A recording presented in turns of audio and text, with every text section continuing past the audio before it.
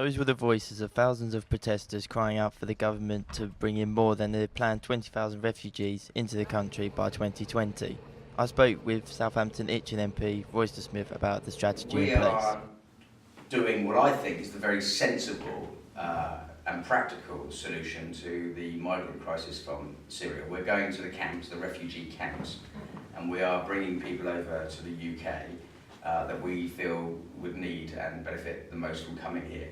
Now, there are an alternative way of doing that, and I think that's wrong, and that would be what the Germans have done, and that is basically thrown up in their borders and said, we'll take 800,000 migrants. That did seem like a lot when they... Yeah, and it's going to be 1 million by the end of the year, so there's no way of them stopping that. But worse than that is that's now encouraged is people to come across the sea from Libya or elsewhere, risk that perilous crossing where now nearly 3,500 people have perished on the way, in order to try and get to Europe, in order to try and get to Germany or elsewhere. Yeah. What we're saying is don't do that, it's very dangerous.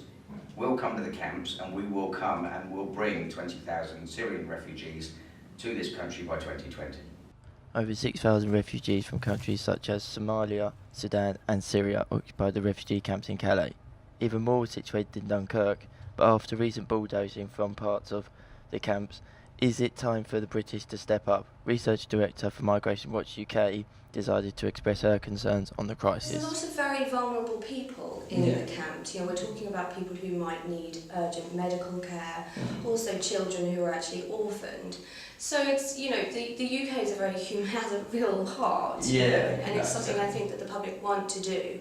If they can help people who need our help, then yes, we should do that.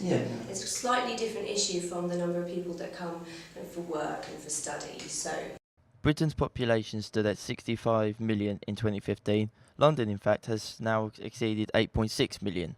According to Migration Watch UK, Britain needs to reduce net migration to between 50 and 70,000 so the country can feed their own population. Some foreigners have actually come over here and tasted success.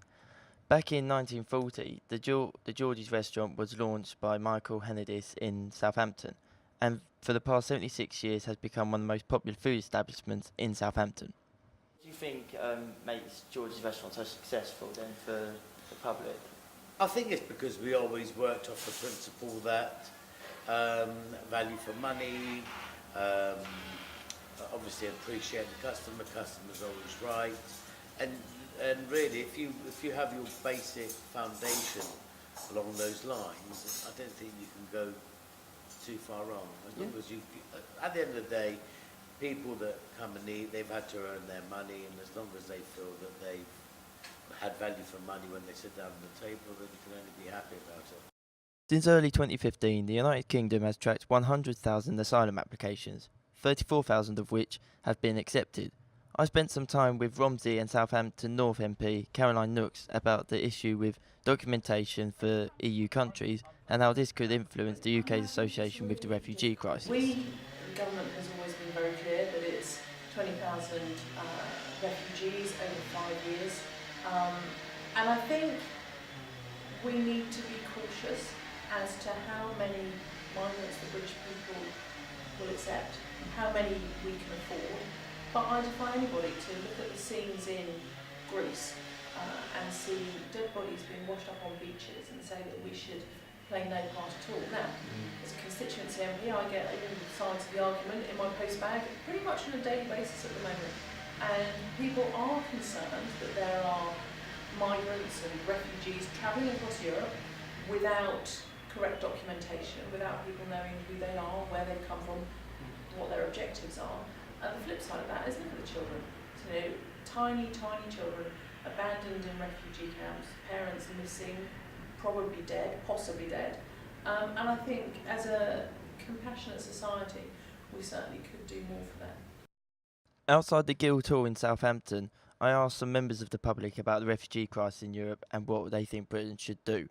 But yeah, I think we should help them out, but we're a small country, we can't help all of them, as in taking them all in, but we should have our fair share. We should take our fair share. I mean, compared to what other European countries have taken, like Germany, the amount that we've taken is pretty minuscule, to be fair. I mean, we could probably do a lot more.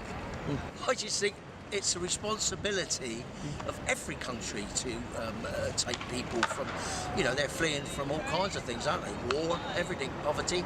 I think when you look at the kind of atrocities that people have suffered in places like Syria from ongoing war, if I think about myself as a mother, if I was in that situation, I would desperately hope that another country would take me in and shelter my children in times of such a crisis.